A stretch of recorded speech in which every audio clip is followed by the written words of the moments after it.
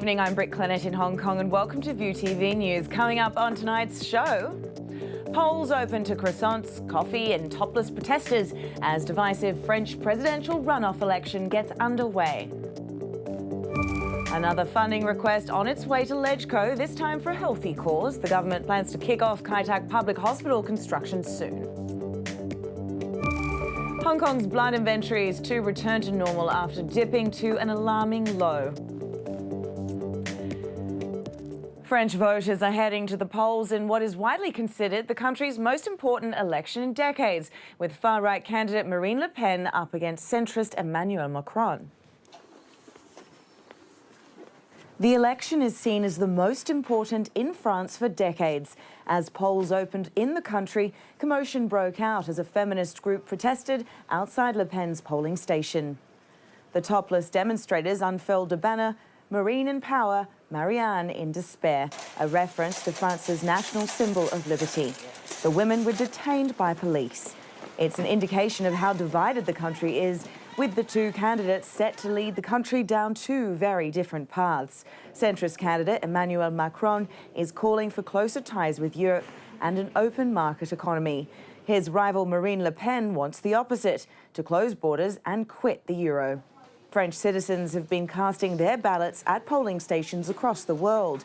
Here in Hong Kong, people arrived from 8 o'clock this morning to get their votes in. Although miles away from France itself, there was evidence of a stark division of opinion.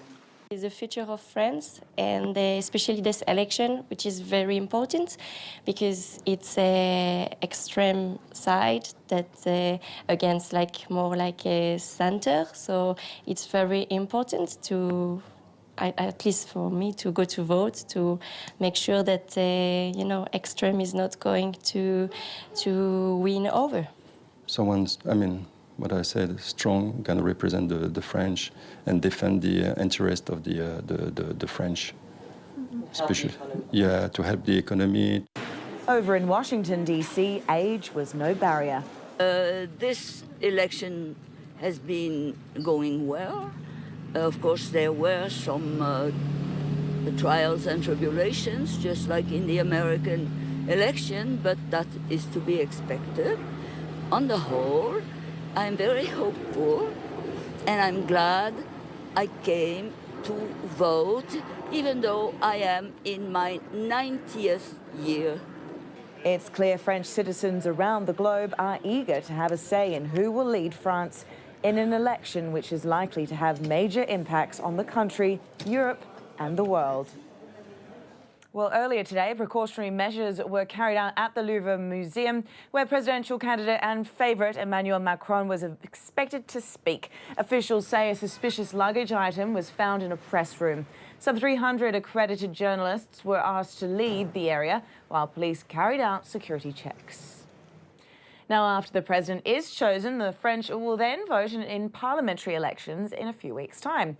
Earlier, we spoke to Hong Kong Professor Roland Vogt, who said even if Macron is elected, it could be an uphill battle for him to push through reforms. Worldwide, I think it would be an interesting sign to see, especially if Monsieur Macron manages to capitalize in the parliamentary election, to stem back the tide of populism that we've seen in several countries taking foothold. And so that could be an important sign that maybe voters are starting to become a little bit more skeptic of these populist propositions that are being made. To local news now, and we have some good news for those living in the New Territories East. The government is expected to start consulting lawmakers soon on the construction details of the Kai Tak Public Hospital. That would pave the way for a preliminary funding request of around $1 billion. The 2,400-bed hospital will be the largest in Hong Kong and will provide a full range of services, including an emergency room. Sources say the government will start inviting tenders this month for the construction. But some lawmakers are worried the administration won't be able to get the request through. If there is opposition against other items on the Finance Committee's agenda or some lawmakers deem it necessary to stage a filibuster, the hospital's funding request might well be delayed. In truth, LegCo affairs are much more complicated these days. Hong Kong's blood supply is set to return to a normal level after plunging to an alarming low earlier this week. The Red Cross Centre in Causeway Bay was packed with donors today. This comes after the organisation sued an urgent appeal for blood donations on Thursday after revealing it only has supply enough for 4 days. Over the past 2 days, more than 2,500 bags of blood were donated. Well, around 100 mothers joined forces at a shopping mall in Sha Tin to protest discrimination against breastfeeding in public places. Their protest weapon of choice, feeding their babies, of course. The demonstration, organised by non-profit group Mama Milk Baby Alliance, aims to change attitudes towards breastfeeding so that it's more acceptable in public. The government is in a bid to promote breastfeeding, but these women argue that the city isn't equipped with enough facilities, leading mothers to bottle feed instead. We came to this shopping mall because this shopping mall is the most busiest, it's the busiest and the most crowded shopping mall, and we want to show the message about breastfeeding is the most natural thing, and we should breastfeeding anywhere we go. Today marks the 50th anniversary of the 1967 riots. Close to 100 people gathered at the Wo Hop Sheikh Cemetery to commemorate those who died during the clashes. Members of the 67 Synergy group, formed by some of the jailed demonstrators, were among those who showed up today. The group claims those who died are heroes, not rioters. The 1967 riots was a protest against British colonial rule that left dozens dead and hundreds injured. And elsewhere, Boko Haram militants have released 82 schoolgirls they kidnapped 3 years ago in exchange for prisoners. However, the Nigerian government has not disclosed how many Boko Haram suspects had been exchanged. The girls are among the 200-odd students abducted from a Chibok secondary school back in April 2014. Around 195 were believed to be still in captivity before this release. Pope Francis has criticised the US for naming its biggest non-nuclear explosive the mother of all bombs. Speaking to an audience in Vatican City, the Pope said he was ashamed when he heard the name because a mother gives life and the bomb does the opposite. He also added that the world is at war. The pontiff's comments come ahead of a meeting with US President Donald Trump on May the 24th. Coming up next, the latest from the world of business with Pamela Ambler.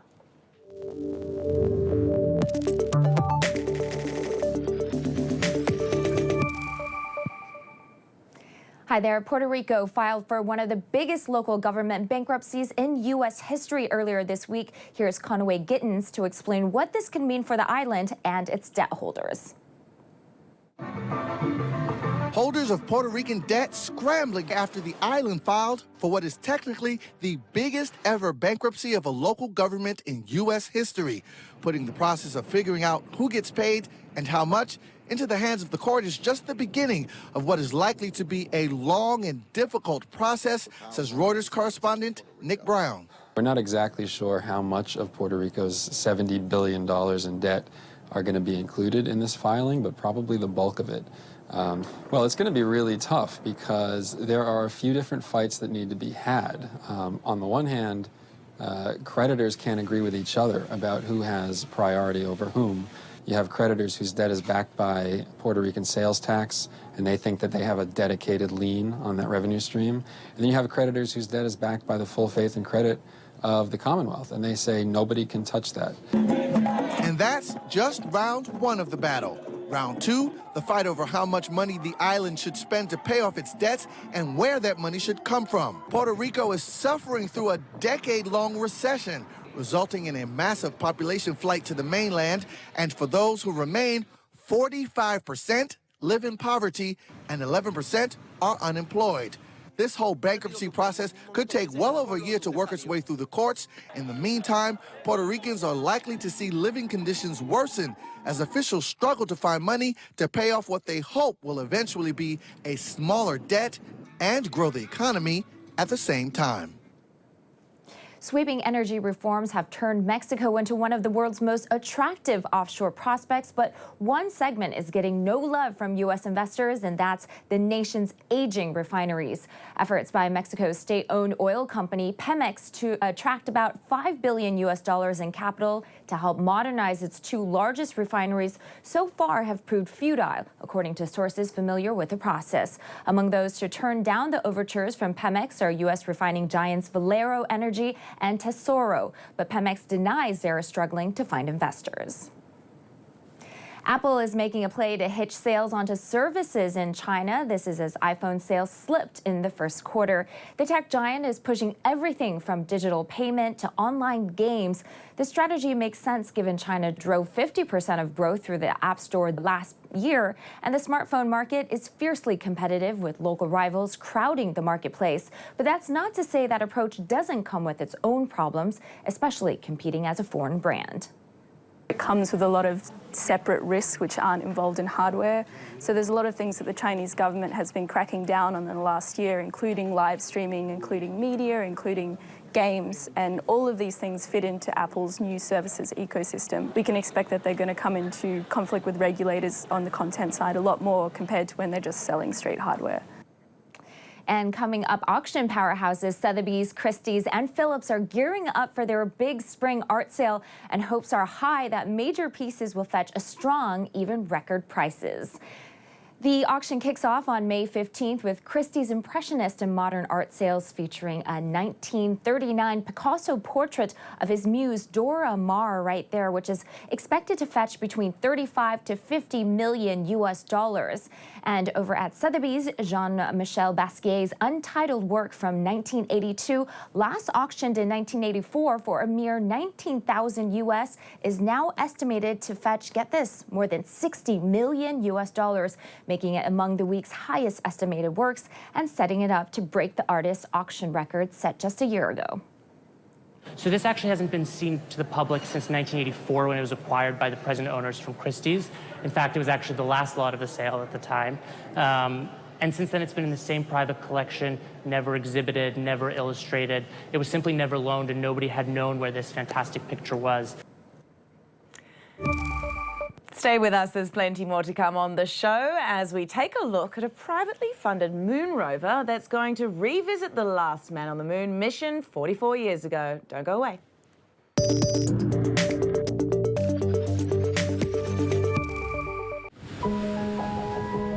On the road to becoming the best in the field, we pledge to revamp the world through television.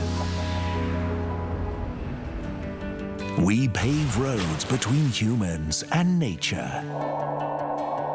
We speak the same language.